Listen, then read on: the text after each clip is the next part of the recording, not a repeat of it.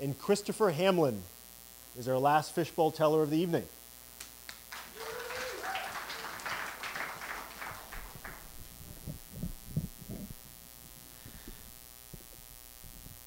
So you're probably all really, really bored of downhill stories, but this one is, there's no snow, at least. So when I lived in Albuquerque, New Mexico, one of the things that people told me when I moved there was stay out of the ditches. They said, you know, you start messing around in the ditches, that's a good way to die.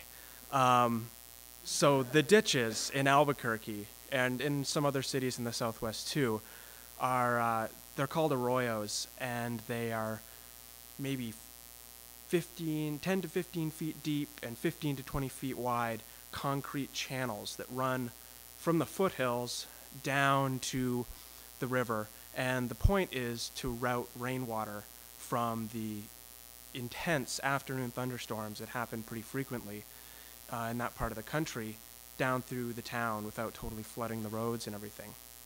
But to a kid or, you know, a young adult who still kind of feels like a kid on a skateboard, they look like a 5-mile long half pipe that's downhill the whole way.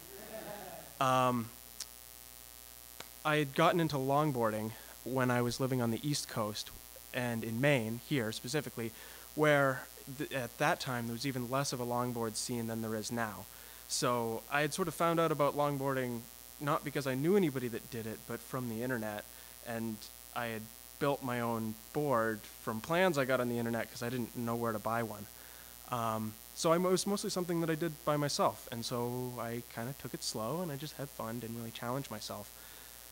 And then I lived in Albuquerque, and I didn't know anybody, but I ended up meeting this group of guys who were pretty serious about longboarding.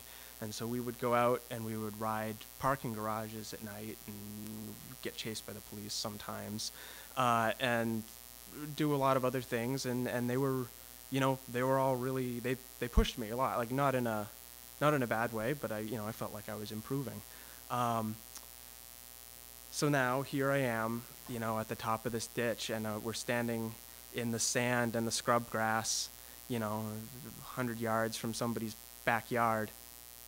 And we drop into the ditch, and we're all on our boards. And fortunately, one of the smarter things I did was I wore a helmet, and I wore knee pads and elbow pads and wrist guards. And I looked like a total dork, but I was really glad that I did that. So when you're in a ditch skating, the point is to go really fast, and that's the reason that you're there, but it's also the only thing that you do is try to slow yourself down. And so there's really only one way to slow yourself down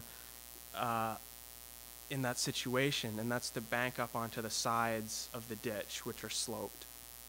That kills your momentum. So if you stay in the bottom, you start to go too fast, you get the wobbles, and you're going to dump off your board, and you're going to hit the concrete. And if you go too far up the sides, you lose too much momentum, and then you just stop, and you're on a skateboard on like a 45-degree concrete slope, and then you also fall. So it's very much a balancing act, staying between those two things. And it was a balancing act which I was not able to perform. So I fell. I fell once, and I got up, and I fell again, and I got up, and I fell again. And I just had to keep going because, you know, we had sort of carpooled up to the top, and then the driver took the car back down to the bottom. So the only way to get back, you know, to the car and thus back to my apartment was to stick with these guys. So I was just sort of careening down this ditch like a pinball, basically. And then at the very end of it, the most important thing I did manage to do correctly, which is there's a low bridge at the end of the ditch, and it's 4 feet high at most, and it's on a flat area.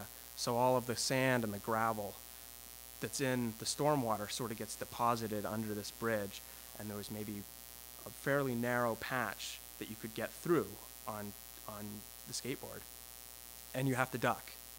So I'm heading towards this bridge, and they're like, yeah, man, there's lots of garbage under there right now, and there was a homeless guy under there last time we rode this, and like, he scared the shit out of us, and I'm like, great. But fortunately for me, I ducked at the right time, and I stayed out of the gravel, and it was only us under the bridge, and I made it, so.